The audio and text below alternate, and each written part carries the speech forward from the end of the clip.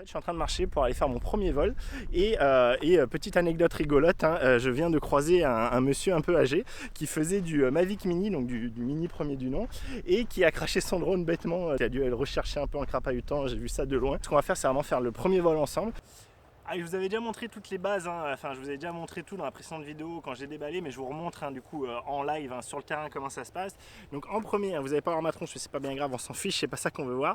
En premier je vais, alors peut-être pas forcément en premier je peux d'abord déplier les ailes, hein, d'accord, donc je vous rappelle, la patte hop d'abord du côté, ok, d'abord ça fait les deux d'avant, et ensuite hop les pattes de derrière qui cette fois elles tournent hop dans ce sens là, ok. Donc là il est déplié, c'est bon. On veille bien évidemment à retirer le cache de la gimbal, hein, sinon ça va pas marcher. Donc pour ça on ne prend pas en dessous et on tire. Pardon, je me suis raté, on ne prend pas en dessous et on tire vers l'avant. Voilà le drone une fois déplié, vous pensez bien à vérifier qu'il y a bien la carte ici, c'est en fait j'avais oublié la carte micro SD là pour mon premier vol, j'avais oublié de la mettre. Pensez bien, là il n'y a pas de mémoire interne, donc si vous l'avez pas, c'est fini, hein, vous aurez que le feed de la télécommande qui peut être forcément, qui déjà sera pas en 4K et peut être très dégradé en fonction des conditions. Donc voilà la bête, je vais pas encore l'allumer, parce que je vais d'abord, hop, faire du coup la télécommande avec vous. Donc la télécommande, hein, je vous rappelle, on a les joysticks qui sont ici placés en bas.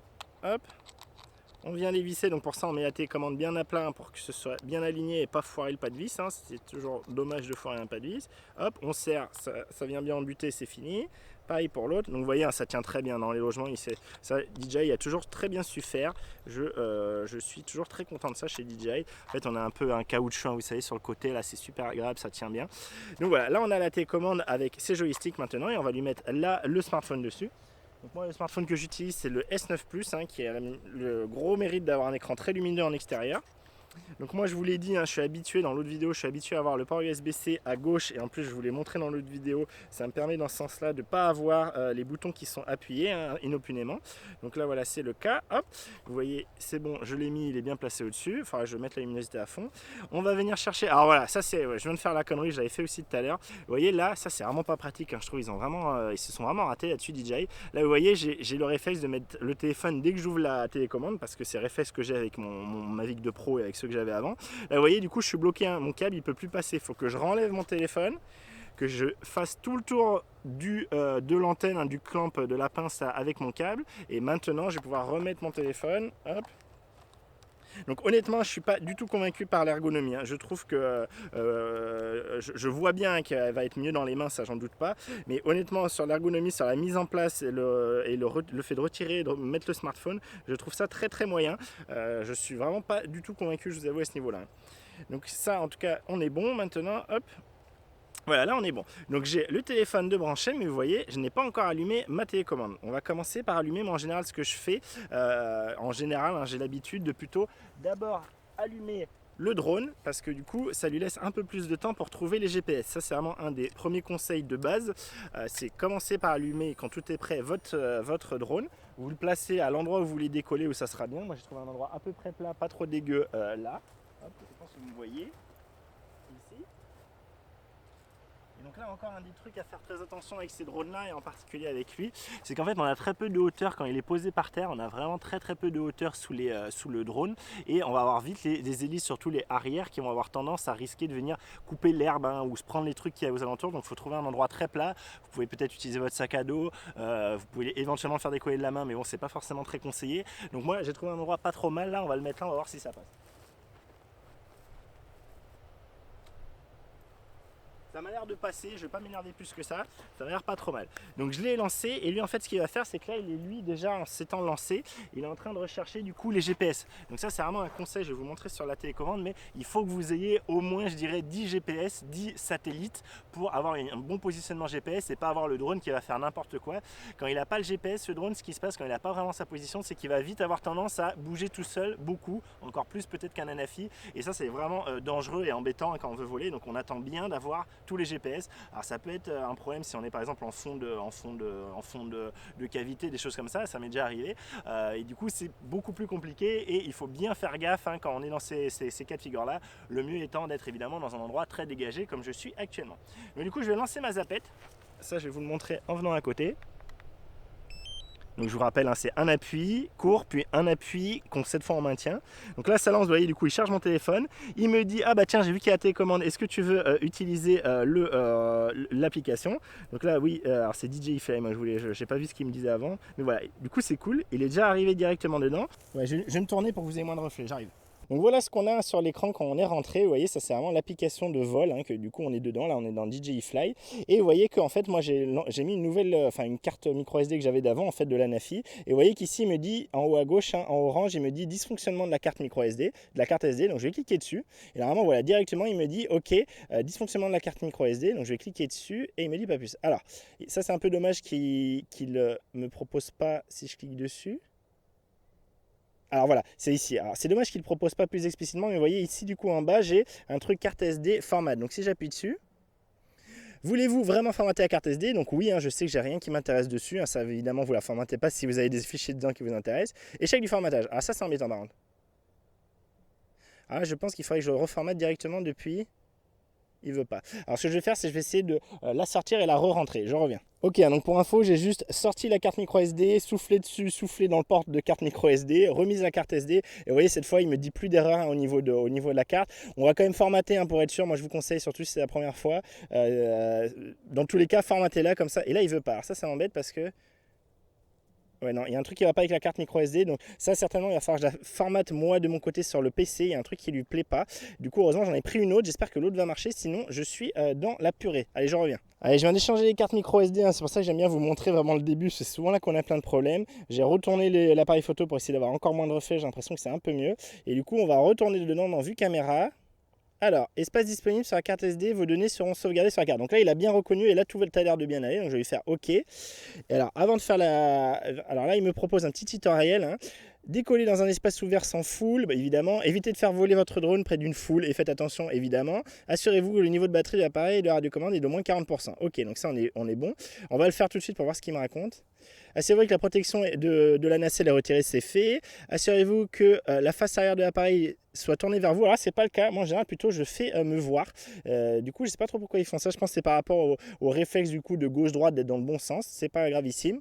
Déplier les antennes à la radiocommande. Ajuster la position de la radiocommande et des antennes en fonction de l'appareil pour justement, on oriente en fait directement le haut de ça vers le drone pour avoir la meilleure connexion possible. Donc, on va faire démarrer la vérification automatique. Il vérifie le statut du matériel, vous voyez. Vérifier le statut du matériel de l'appareil tel que la batterie, le signal de la radiocommande et le signal GPS. Ok, suivant.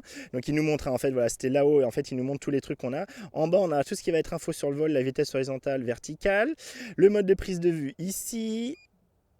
Et là, on est sur vue, alors 2 sur 4. Qu'est-ce qu'il me propose en contrôle de sécurité? Appuyez sur les textes ci-dessus pour la vérification. Donc décollage autorisé.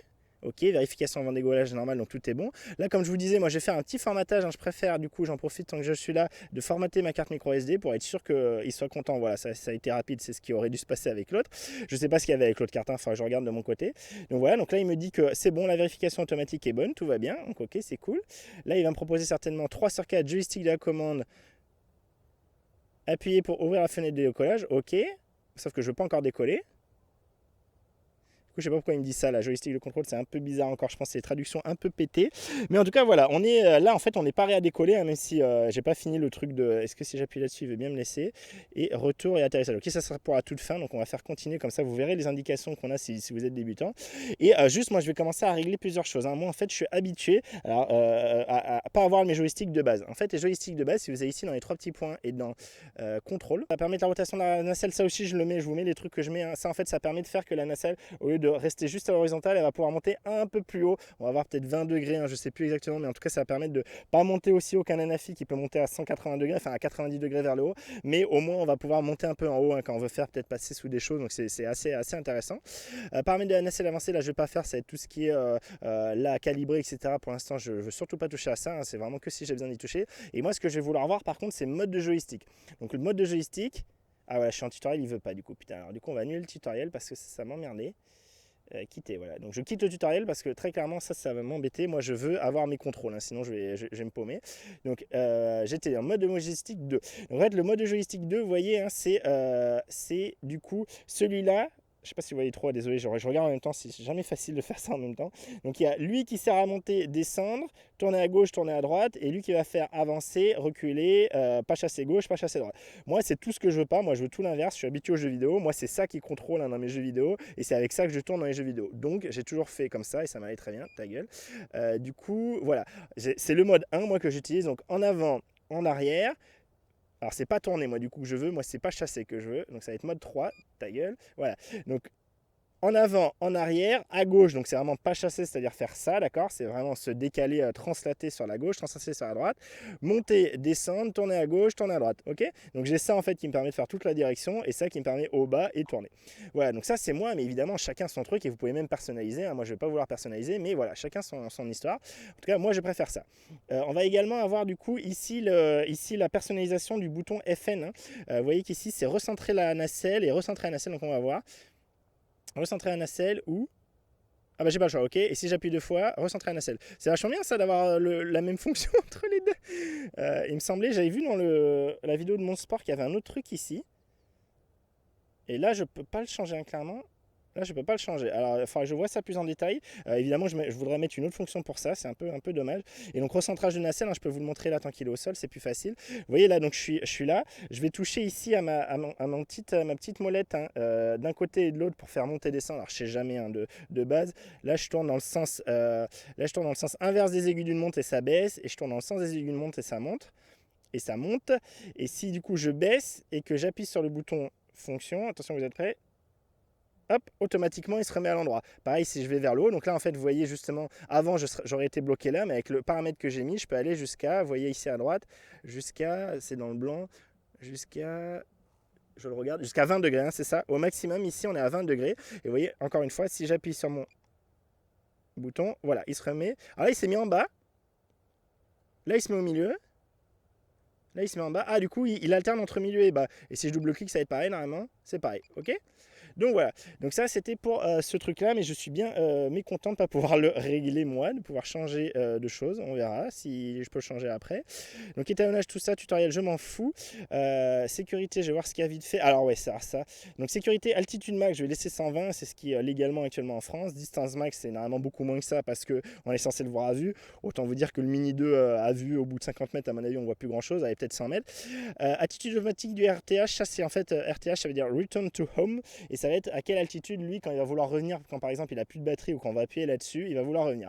Alors ça, vaut mieux le laisser assez haut. En fait, ce qu'il faut faire, c'est regarder autour de vous ce qu'il y a et le mettre plus haut que les trucs qu'il y a autour de vous qui pourraient gêner, un arbre, quelque chose comme ça.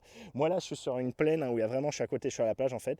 Moi, 15 mètres, c'est largement suffisant. Et en fait, j'aime pas qu'il monte justement parce que moi en général, je fais mon retour de tour moi-même. C'est-à-dire que quand j'ai le signal de batterie faible, et ben du coup, je fais OK, j'arrête de faire qu'il bip et qu'il me casse les oreilles. Enfin, il va continuer, mais je lui annule le retour de tour automatique et je le fais revenir moi. Et moi, j'aime pas du tout qu'il monte en fait. J'aime pas du tout que je suis en train de faire un truc, qu'il arrête de faire son truc, qu'il se mette à monter à 100 mètres d'altitude, donc à perdre de la batterie pour monter, qu'il revienne à 100 mètres d'altitude, donc il est encore plus loin, il est encore plus haut. S'il tombe, il est encore de plus haut et je le vois encore moins. Et pour qu'il revienne après, je préfère toujours mettre quelque chose de plutôt assez bas, en tout cas en limite de ce qui est le plus haut autour de moi. Voilà. Actualiser le point de départ, ça c'est très important aussi, c'est si vous le faites décoller d'un endroit et que vous bougez entre temps, au lieu qu'il prenne son point de départ de où il a décollé lui le drone, vous lui faites actualiser en fonction de où est la télécommande. Donc ça c'est très important aussi. Ça c'est pour le compas, hein, pour tout ce qui est boussole, l'étalonner. S'il y a un problème, il vous le dira. Il vous le dira au lancement, il vous dira oh là, problème de compas, veuillez étalonner votre compas. Et en fait du coup il faudra tourner le drone sur tous ses axes.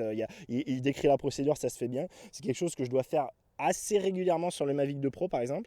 Identification à distance, ça on en parlera une autre fois. Là je vais vraiment pas parler du tout de législation et tout, en plus je suis pas ultra bon là-dedans et j'ai pas envie d'en parler maintenant. Ce que moi je vais vraiment faire du coup, on va voir la caméra. Caméra, voilà, ici très important, moi je vais évidemment faire, hein, ça c'est une autre des nouveautés de ce Mini 2, c'est qu'on va pouvoir avoir les RAW, on va pouvoir avoir les fichiers vraiment bruts de la photo. Si vous ne savez pas ce que c'est les RAW, renseignez-vous, c'est en fait vraiment le négatif, si vous voulez, numérique de votre photo, sur lequel vous allez pouvoir vraiment beaucoup plus jouer sur les couleurs, la luminosité, les ombres, les hautes lumières, tout ça. Je vais le mettre en 4 tiers parce qu'en fait 16 neuvième c'est débile, le capteur qu'on a dessus, hein, sa taille c'est une taille 4 tiers, c'est un ratio 4 tiers, et ce qui fait quand on le met en 16 neuvième c'est juste qu'il va cropper, hein, qu'il va faire un recadrage dans ce 4 tiers. Hein. Vous avez votre, alors là ce que vous voyez c'est du 16 neuvième, mais vous prenez un carré de 4 tiers et lui dedans il va prendre que le milieu pour avoir du 16 neuvième. Ça m'intéresse pas, je préfère moi si je veux être en 16 neuvième après me recroper dedans, mais en vrai une photo on veut pas l'avoir en 16 neuvième, en vrai une photo on est plutôt sur du 4 tiers, du 3 demi. Donc voilà, l'anti-scintillement je vais le laisser en auto, ça c'est si vous avez des problèmes du coup de scintillement sur votre vidéo, c'est pas le cas ici. Moi je mets pas l'histogramme parce que je trouve que ça prend beaucoup de place et ça me gêne plus qu'autre chose, c'est pas quelque chose auquel je suis très habitué. Alerte sur l'exposition, des fois jamais pas, là je vais pas la mettre, c'est en fait les zébras, hein, d'accord. Synchro auto des photos HD, je sais pas trop ce que ça veut dire, je pense que c'est pour le renvoyer directement sur le smartphone, donc pourquoi pas. Un truc que je mets systématiquement sur tous mes appareils, c'est la règle des tiers, hein, du coup vous allez voir, on va voir la grille. La balance des blancs, c'est mieux de la faire en manuel en vrai, et du coup on va pouvoir le choisir ici, mais là tout de suite, vu que j'ai plus beaucoup de temps, je vois le soleil qui se couche, faut que je me dépêche, donc on va la laisser en auto pour pas avoir à s'embêter avec ça. Ici vous avez justement donc le cache lors de l'enregistrement, ça veut dire est-ce que vous voulez enregistrer ce que vous voyez, ce que vous prenez en photo et vidéo également sur le smartphone, donc là moi je le mets, et moi vu que j'ai pas mal de place sur mon smartphone, alors là je sais pas s'il enregistre sur la carte micro SD ou pas, je vais le mettre à, allez, je vais le mettre à 8 Go pour l'instant, et je ferai un truc peut-être plus en détail dans une autre vidéo pour vous dire voilà, moi je suis sur ma carte micro SD, donc sur mon téléphone, donc je sais que je peux y aller franco la mouette. Du coup voilà, transmission, ça on va laisser de base, vous embêtez pas à changer ici, autant quand c'est du Wi-Fi on peut essayer de jouer, autant là avec l'OcuSync 2.0 il n'y aura aucun souci, là vous voyez il y a tout qui est propre, hein. À part là c'est un peu moins propre, mais dans l'ensemble vous voyez peut-être un mec qui est passé pas loin avec un téléphone, bon du coup nickel, pas de souci. À propos ça va être la mise à jour du firmware, tout ça, là pour l'instant on s'en fout un peu. Donc voilà, là on a vu tout ce qui est paramètres globaux on va dire de généraux, hein, du drone et de la télécommande, et moi là ce qui va m'intéresser ça va être d'aller voir les paramètres de ici en vidéo. Voilà, ici, si je vais dans la vidéo, si je tape là-dessus, vous voyez qu'ici, j'ai mes différentes choses. Donc moi, je suis habitué à filmer en 4K, hein, c'est une des raisons pourquoi je voulais pas, je vous disais hein, que le Mavic Mini ne m'intéressait pas. Et alors, je suis en 20, je peux avoir du 24, ça c'est très bien. Donc voilà, moi je préfère être sur du 24 fps, ce que je filme avec tout. Après, c'est les goûts de chacun, vous avez vu, vous avez 25 et 30. Vous n'avez pas de 60, pour avoir de la 60, vous n'allez même pas l'avoir en 2,7K, vous allez l'avoir que en 1080p, d'accord? Donc moi je suis en 4K, hein, tout ce que je vais vous montrer là sur les images, ça sera en 4K 24 fps. Et on va pouvoir lancer le drone, alors juste je vais me mettre dans les conditions comme ils me disent, hein, pour faire les choses bien, même si à mon avis c'est pas très grave qu'ils me regardent. Allez c'est parti. On est prêt à décoller, donc je vous montre le truc crucial à voir, c'est vraiment un des paramètres que je veux absolument vous montrer dans cette vidéo. Il faut que vous ayez là-haut, vous voyez les GPS, il faut que vous en ayez, alors normalement ils changent de couleur, enfin sur DJI Go en tout cas ils changent de couleur, là je sais pas trop, mais vous voyez qu'ici j'en ai 18, d'accord? J'ai 18 GPS, 18 satellites en fait, hein, pour le positionnement GPS, et à côté vous voyez ça c'est le signal pour la radiocommande, d'accord? Donc les satellites, moi je vous conseille vraiment de ne pas décoller si vous en avez moins que 10, grosso modo voilà une dizaine. À partir d'une dizaine on est quand même beaucoup plus confiant, ça va dépendre d'où vous êtes hein, évidemment, mais une dizaine c'est bien, en dessous c'est beaucoup plus délicat et vous risquez d'avoir des petits mouvements un peu parasites très flippants. Donc du coup comment ça se présente? Je vais essayer de vous montrer tout ça. Hop. Donc là mon drone j'ai mis comme il me disait un dos à moi, du coup même si moi je m'en fous, je préfère le faire face à moi parce que je vois ce que je fais, mais c'est pas grave, je le mets comme ça, on est tous d'accord, et on va le faire décoller. Donc pour le faire décoller vous voyez on appuie ici à gauche, donc décollage auto, l'appareil décolle automatiquement à une altitude de 1,2 m, évitez de décoller dans des espaces confinés ou dans la foule, évidemment on ne décolle pas dans la foule, d'accord? Donc on va réappuyer dessus, faut rester appuyé, hop, et il va décoller. Alors il y a aussi possibilité de le faire avec les joysticks. Là vous voyez il est en stationnaire, il a fait ce qu'il me disait, donc moi je vous ai dit hein, c'est ça qui va me faire tourner, donc par exemple si je veux qu'il me regarde, hein, et vous voyez donc sur mon téléphone que évidemment vous voyez ce qu'il voit, donc là on va se voir. Coucou. Donc je sais pas trop si vous voyez, mais je vous le dis, on se voit. Pour lancer l'enregistrement, je vais tout de suite le faire. Moi, en fait, dès que je bouge, je lance l'enregistrement parce qu'en général, on peut avoir des trucs cool en bougeant. On va pouvoir soit appuyer ici, donc là je suis bien en mode vidéo, hein, d'accord, là c'est bien ce qui va m'intéresser, vous montrer d'abord la vidéo. Je suis en mode vidéo, je vais pouvoir soit appuyer sur mon bouton rouge ici, d'accord, soit appuyer ici sur mon bouton de déclencheur, hein. Je vous montre, si j'appuie sur le déclencheur, ici, hop, il a bien lancé l'enregistrement avec le temps. Et là, ce que je vais faire, c'est que je vais un peu le faire voler pour vous montrer un peu, hop, alors je vais faire un peu monter, hein, évidemment, avant. Un truc que je vous ai pas dit, hein, je vous dis tout de suite, c'est que ici, en fait, vous voyez sur la télécommande, hein, on a les 3 clics. Et en fait, on a ce qui avant s'appelait le mode trépied, tripod. Il s'appelle maintenant ciné. Ça va être le mode le plus lent possible. Ça va être vraiment le mode où on va avoir les mouvements les plus lents, les plus cool possibles pour pas faire des gros à-coups et risquer d'aller le planter. On a le mode normal où c'est l'entre-deux. Et le mode sport qui va vraiment être le mode bourrin que je vous déconseille très fortement, surtout si vous débutez. C'est pas fait pour faire des images, hein, le mode sport. Du coup, on va avoir la nacelle qui s'incline tellement il va prendre de l'angle pour aller vite. c'est là où il va bourrer le plus possible. Du coup ça c'est plutôt, enfin ça va pas être pour faire des films très clairement, ça va être plutôt pour s'amuser et ou pour essayer de revenir quand par exemple il commence à avoir trop de vent et qu'on galère, qu'on est par exemple qu'on a fait l'erreur de partir dans le sens du vent et qu'il faut revenir face au vent. Là du coup il vaut mieux passer en mode sport pour avoir plus de patates et contrecarrer le vent. Ça c'est un truc que je vous dis du coup tout de suite là. Toujours vos vols, essayez évidemment de partir face au vent, comme ça quand vous n'avez plus de batterie, le vent vous aide à revenir et vous n'avez pas de mauvaise surprise, parce que le calcul est pris en compte, le calcul de batterie par rapport du coup à comment il est parti, hein, plus ou moins. Donc voilà, pensez toujours à plutôt être dans le sens du vent, contre le vent à l'aller et dans le sens du vent au retour. Donc là je me suis mis du coup, je vais rester en mode normal. Vous voyez, je regarde quand même les arbres autour, hein, pour faire gaffe à pas me prendre les arbres, sachant qu'on n'a aucun détecteur sur ce drone, hein, d'accord. On est vraiment sur un drone qui n'a pas de capteur à part les capteurs du bas. Alors là vous voyez, si je le vois, il me dit qu'il est par exemple à 100 mètres. Là alors j'ai un ciel blanc, hein, donc ça aide aussi, j'ai pas un soleil en pleine tronche. Là il est à 100 mètres, je suis à 40 mètres de hauteur, on va pas aller tellement plus haut, c'est un peu couillon. Et juste je recule, hein. Là vous voyez, il est à 200 mètres, je le vois encore. Alors je sais où il est aussi, hein, mais je le vois encore. Je suis pas tout à fait là, voilà, je viens de passer à 200 mètres.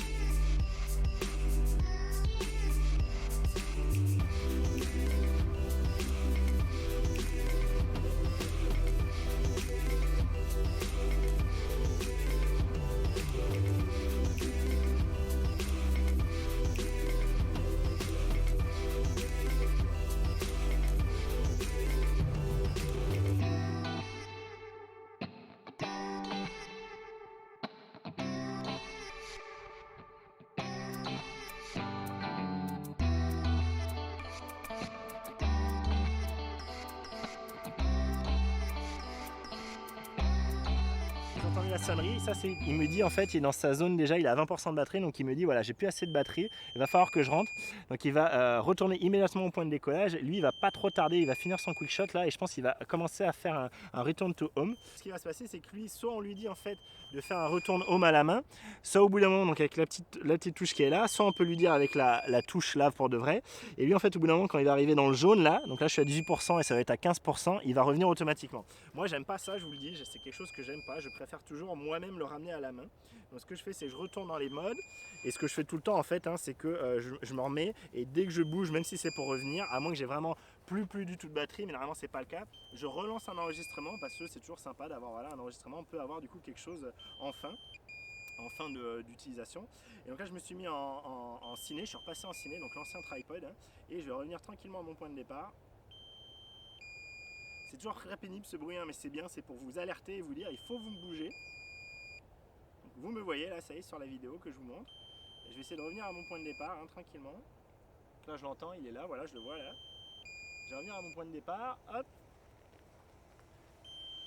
Donc là je vais le faire revenir tranquillement, hein, du coup je vous montre. Je vais faire revenir tranquillement en ciné, d'accord, parce que je préfère, hein, du coup il est plus lent et du coup il y a moins de risque de partir en cacahuète. Là vous voyez, j'ai beau avoir les joysticks à fond, il va quand même relativement lentement. Et là ce que je fais, c'est que je vais essayer de le reposer au même endroit, hein, visuellement. Je le fais avancer un peu, hop, faire revenir vers moi. Et là du coup c'est bien de voir où il atterrit. Donc là vous voyez, il m'a l'air vraiment pas mal, hein. Là je sais pas si vous le voyez derrière, oui vous le voyez. Hop. on va le faire poser. Et donc pour le poser, on peut soit... alors je vais surtout pas appuyer sur ça, parce que ça il va faire un retourne tourne, donc il va remonter pour après redescendre. Donc moi je vais le forcer à descendre, je reste appuyé, je reste maintenu, et là hop, voilà, il descend. Là vous entendez, il a coupé de l'herbe, je sais pas si vous l'avez entendu, c'est ce que je vous disais, il est très très bas, et du coup il suffit qu'il y ait quelques brindilles pour qu'il prenne les brindilles. On va voir tout de suite, à mon avis il n'y a aucun souci. Je vous montre, hop, évidemment, alors j'ai une petite... je vous montre ce que ça donne. J'ai ici une petite brindille qui s'est prise, d'accord, c'est pas bien grave, on va la retirer, voilà. Et vous voyez, hop, rien du tout sur les hélices, il n'y a pas de problème. Si c'est juste de l'herbe comme ça, vous n'allez pas le casser, il n'y a pas de bile. Si par contre c'est des petites branchettes, des trucs un peu plus durs, là vous risquez de péter l'hélice. Donc là je suis un peu eu parce que j'ai qu'une batterie. Alors là vous pouvez voir la gimbal en plein fonctionnement, c'est toujours sympa. On n'a que 2 LED, on n'a que cette LED là qui clignote parce qu'il n'a plus de batterie, et cette LED là à l'avant, et c'est tout, d'accord. Je pense que j'en ai à peu près fini. Je vais peut-être remonter j'en ai un peu marre de me pencher. Ok, voilà, c'est mieux. Du coup, voilà, je pense que j'ai à peu près fait le tour pour cette vidéo-là. Je vous dis, c'était vraiment pour vous montrer les premiers trucs, les trucs primordiaux. Si vous prenez en main le drone et que voilà, vous plantiez pas, pensez bien à vérifier que vous avez les GPS, pensez bien à mettre la carte SD, pensez bien à régler vos choses sur la photo, sur la vidéo. Pareil sur les hauteurs de vol, hein, mettez-vous des limites, surtout si vous débutez. N'hésitez pas à partir en mode ciné. Hein. Le mode ciné, c'est de façon dans ce mode-là que vous aurez les meilleurs rendus niveau vidéo, hein, parce que c'est là où ça sera le plus doux, le plus fluide, le plus agréable à regarder. Sinon, mode normal, mode sport à réserver que en cas de vouloir se faire plaisir pour rigoler, pour juste voilà, faire éventuellement simuler du FPV, ou surtout, je vous dis, hein, pour revenir quand il y a des forts vents, des choses comme ça, c'est plus le mode, voilà, faut que je bourrine, je vais bourrer avec ce mode-là. J'espère en tout cas que cette vidéo vous a plu. Si c'est le cas, n'hésitez pas à la liker, la partager. Je vous remercie de l'avoir regardé. N'hésitez pas à vous abonner, pensez à activer les notifications pour voir les choses. Je risque de mettre des choses aussi, hein, vous savez, dans les news, hein, dans l'onglet communauté. Donc pareil, si vous avez les notifications, normalement, vous allez voir la news s'afficher, donc vous serez plus vite au courant des choses. Donc voilà, n'hésitez pas à vous abonner, tout ça, vous savez, ça fait du bien à la chaîne, pour l'algorithme YouTube, tout ça. Et moi je vous dis encore merci d'avoir regardé cette vidéo, et bon vol, et à très vite pour une prochaine vidéo. Allez, salut.